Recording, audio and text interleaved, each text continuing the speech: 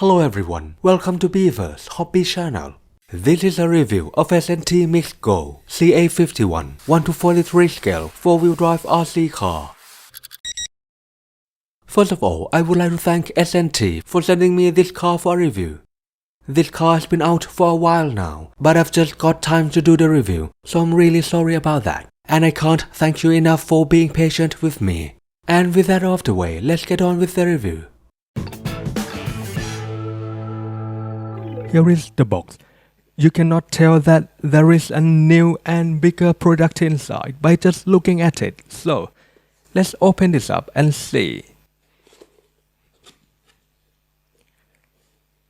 And the package is rather simple. You just have the car in this case. And the bottom fell out, so... Inside the box, we have the car. The spoiler. This thing goes into the back of the car. Like this. A set of drift tires. These are curved and smooth. A USB Type-C charging cable. And finally, we have a new transmitter. This new one has a lot of improvements over the old one. It now comes with many buttons and dials. It also doesn't have the charging port for the car anymore. We'll take a closer look at this later. Let's take a closer look at the car. The body is Volkswagen Golf Mark 7 and the proportion is really good. It looks pretty much to scale. It has 64mm wheelbase. And the width is 45mm. Of course, it is fully proportional for both steering and throttle.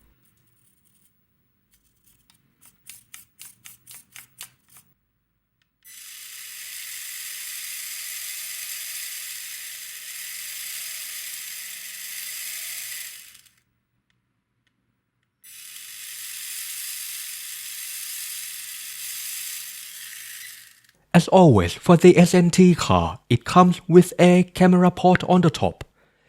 It is covered by this flap right here.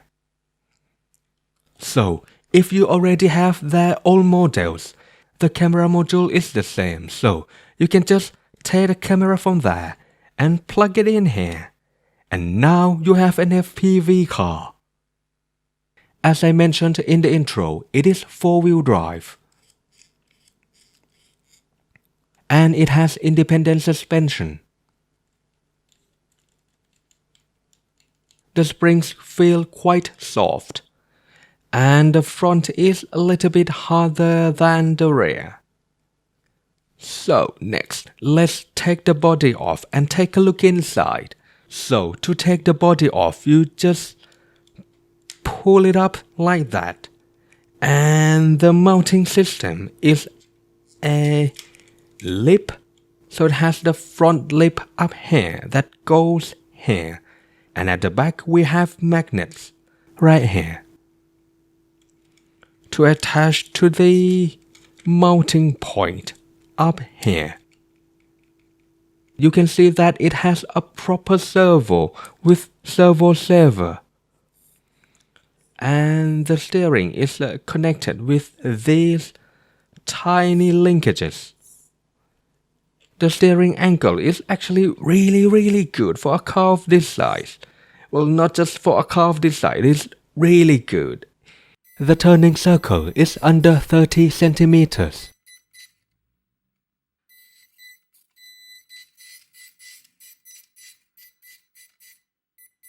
So, very impressive steering angle.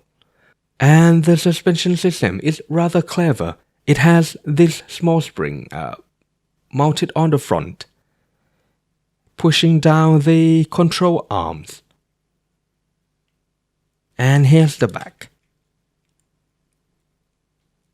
Yep, the back is a little bit softer than the front. It doesn't have a differential, so this will be good for drifting, but not so good with the touring or the grip driving. Here's the battery. It is one cell, 400 milliamp hour. And we can also see the servo wire as well. It is proper 3-wire servo. So theoretically, if the servo is broken, you can find a small servo like this with a 3-wire and replace it by yourself. And next, we have weights at the front. As you can see, we have 2 brass weights up here to weigh down the car and increase the grip. And that's the chassis. So, to put it back, it is quite tricky because we have to put this lip inside this slot up here. So, we have to push it in like that.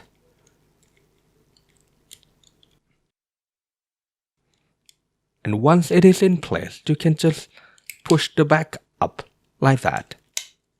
And if you put it in correctly, the front splitter is going to sit flush on the chassis like this.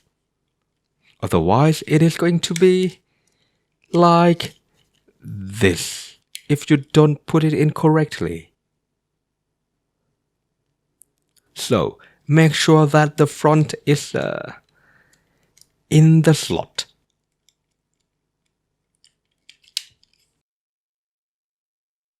To change the tires, first you need to remove the wheels, and you will need a small cross screwdriver number 0. The screws are very small, so don't lose them. And here's the wheel. It is connected to the drive hub with this flat part. And here's how to change the tire. So you just push the tire out and then put a new one in. It doesn't seem to have front or back, so you can just put the tire in however you like. And push it in firmly until it reaches the edge right here. And to put the wheel back, first you put it in the hub and then you turn it around until it falls into the slot. And you can feel that it is connected to the drive shaft. Now you can screw it in.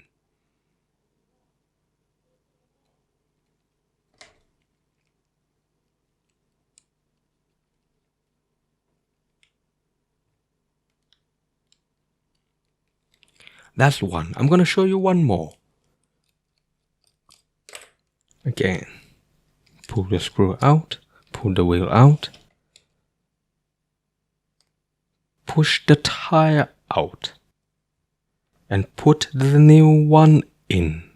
Push it in firmly. Put the wheel back in, push gently and turn it around until it falls into the slot. And screw it in.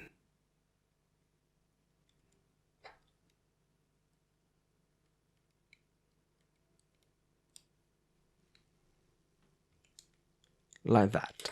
And now I have a drift car. Here's the on-off switch and the charging port. Let's plug it in and see what it looks like when it is charging. Alright, the lights come on when you plug the charger in. So, we'll come back to check it later when the charging is finished. And the lights go out when the charging is finished. The runtime is 45 minutes without a camera, and 25 minutes with the camera on. It stops without any warning when the battery runs out. And here are the lighting effects. We have the standard headlights that we can toggle on or off. And then we have the brake light, reverse light. We also have turn signals.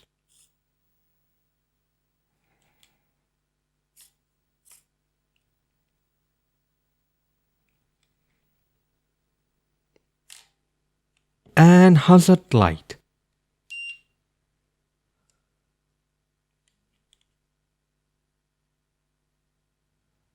Of course, we also have underglow.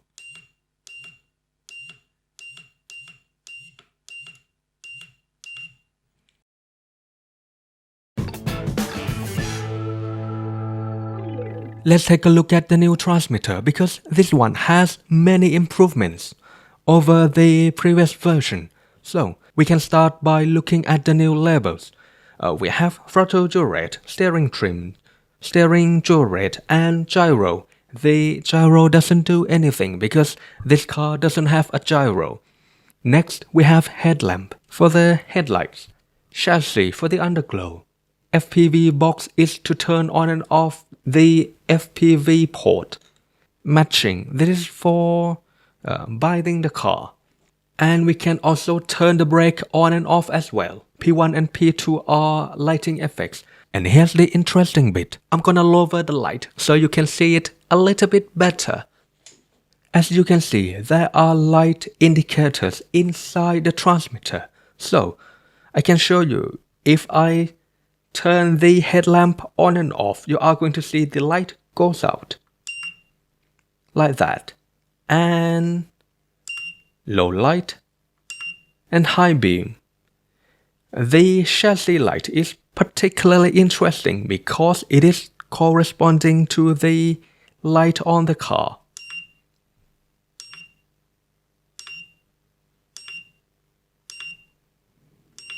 Just like that. The FPV box is for this port right here. So I can attach the camera. And when I turn it on, there's going to be a light here to indicate that the camera is on.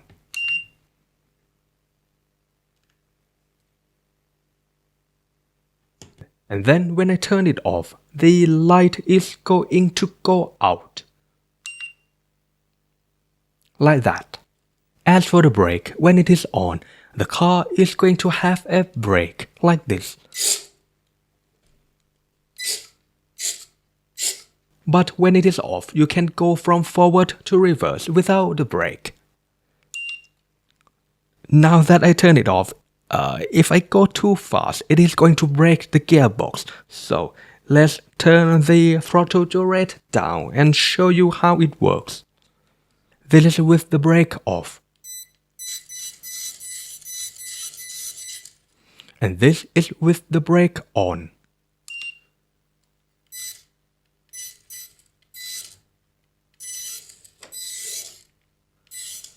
The protocol is FlySky AFHDS, and even though it is a car and you can technically drive it with only 2 channels, you need 8 channels to fully control the car. And here's how to bind it. So let's go into the setting first. And I'm gonna select the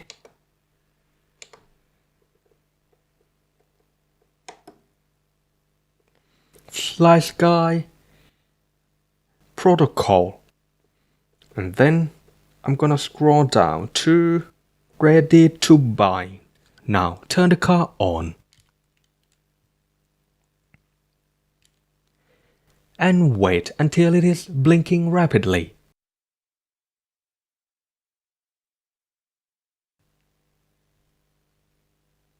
Now it is ready to bind. This is the bind mode. Click bind. Once it is blinking slowly, the binding is finished.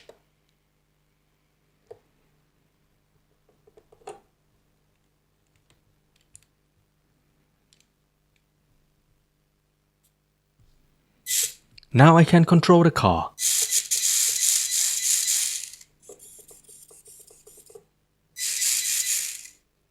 So, channel 1 is for turning.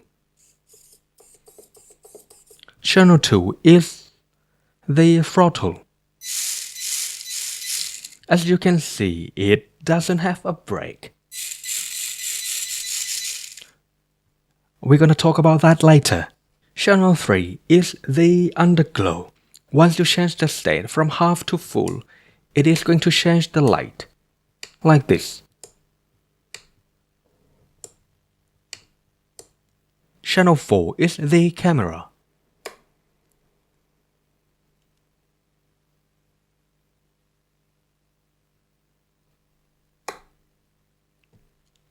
Channel 5 is the headlight.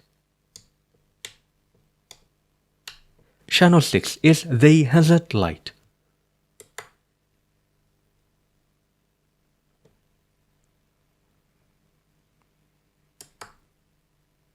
Channel 7 doesn't do anything.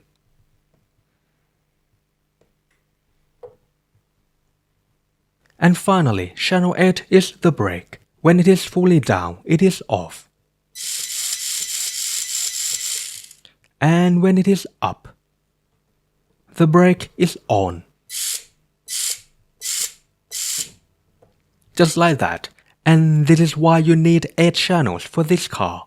At least you need 4, but it has to be able to control channel 1, 2, 4 and 8. Just to drive the car, turn the FPV box on and off and turn the brake on and off. Let's go for a test drive.